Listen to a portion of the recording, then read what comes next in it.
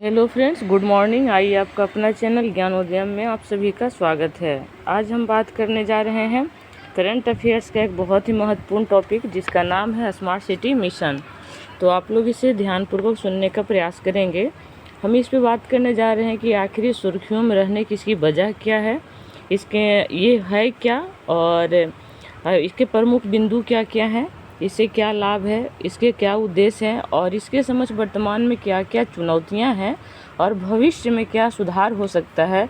इन्हीं तमाम मुद्दों को एक एक करके हम डिस्कस करने जा रहे हैं, जो आने वाली भावी परीक्षाओं के लिए बहुत ही महत्वपूर्ण है। तो आइए जानने का प्रयास करते हैं। Smart city mission. आवासन और शहरी कार्य संबंधी संसदीय स्थायी समिति ने स्मार्ट सिटी मिशन एक मूल्यांकन शीर्षक से रिपोर्ट प्रस्तुत की है। तो अब जान लीजिए कि अगर प्री परीक्षा में दे कि स्मार्ट सिटी मिशन किसके तत्वाधान में कार्य कर रही है, तो आप याद रखेंगे कि ये आवासन और शहरी कार्य संबंधी मंत्रालय है, उसी के अंतर्गत ये आता है। अब हम इसके दूसरे पॉइंट पर चलते हैं कि इसके मुख्य बिंदु क्या क्या है स्मार्ट सिटी मिशन का। तो केंद्र सरकार ने दिसंबर 2023 तक अपने प्रस्तावित हिस्से में से 86% काम पूरा कर दिया और कुल मिलाकर अभी तक 45 स्मार्ट शहरों को केंद्रीय निधि का 100% भाग प्राप्त हुआ है। हालांकि केवल 28 शहरों को राज्यों, शहरी स्थानीय निकायों से अपने हिस्से का 100% धन प्राप्त हुआ है। कहने का मतलब यह है कि 45 स्मार्ट शहरों में से केवल 28 शहरों से ही हमें कुल मिलाकर के जो धन प्राप्त होना चाहिए वह हुआ है, बाकी अभी भी अपेक्षित है। इसके बाद कह रहा है कि वित्त पोषण के अतिरिक्त क्या क्या स्रोत है। तो परियोजना में शामिल लगभग आधे शहर सार्वजनिक निजी भागीदारी मॉडल के तहत कोई परियोजना शुरू नहीं कर सके हैं। वहीं केवल 6 शहर स्मार्ट शहर परियोजना के लिए ऋण के माध्यम से धन जुटाने में सफल रहा। आगे हम बात करते हैं कि दिसंबर 2023 तक स्मार्ट शहरों द्वारा शुरू की गई 7,970 परियोजनाओं में से केवल 6,419 परियोजनाएं ही पूरी हो चुकी है। कहने के तात्पर्य है कि अभी भी काम अपेक्षित है। 57 शहरों में से कार्य प्रगति का स्तर 80% से 100% तक हुआ। और कह रहा पीटी के पॉइंट ऑफ व्यू से क्वेश्चन यहाँ आ रहा है कि मदुरै एकमात्र स्मार्ट शहर है जिसने अपनी 100% परियोजनाएं पूरी कर ली है। एक बार फिर से सुन लीजिए कि मदुरै एकमात्र स्मार्ट शहर है जिसने अपनी 100% परियोजनाएं पूरी कर ली है। अब हम इसके बारे में संक्षिप्त जानने का प्रयास करते हैं कि स्मार्ट सिटी मिशन क्या है।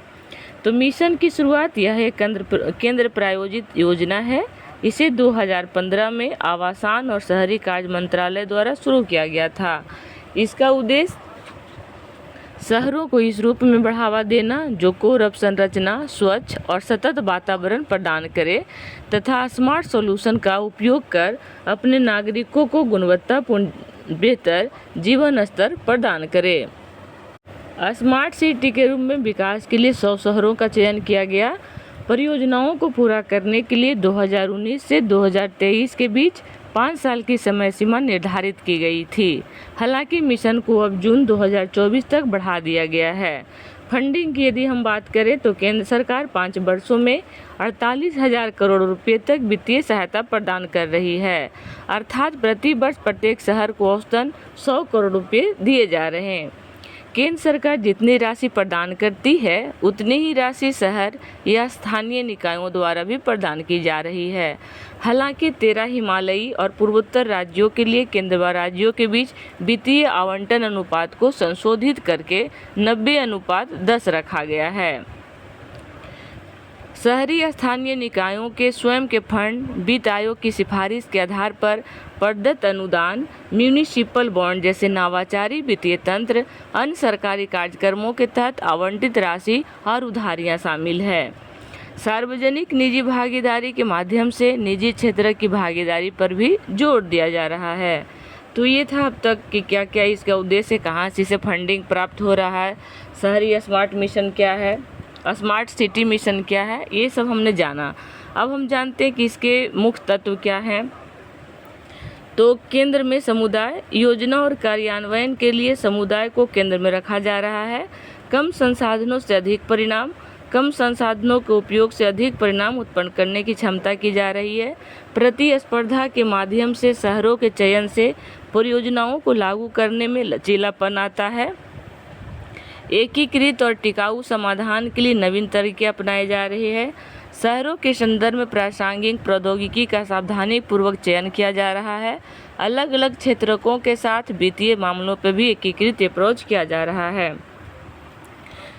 हेलो फ्रेंड्स, चूँकि यह स्वास्थ्य संबंधी थोड़ी सी मुझे समस्याएं आ रही है, इसलिए हम ज़्यादा वीडियो लॉन्ग नहीं बना सकते। इसका अगला पार्ट हम कल अपलोड कर देंगे। आज के लिए बस इतना ही। जय हिंद, जय भारत।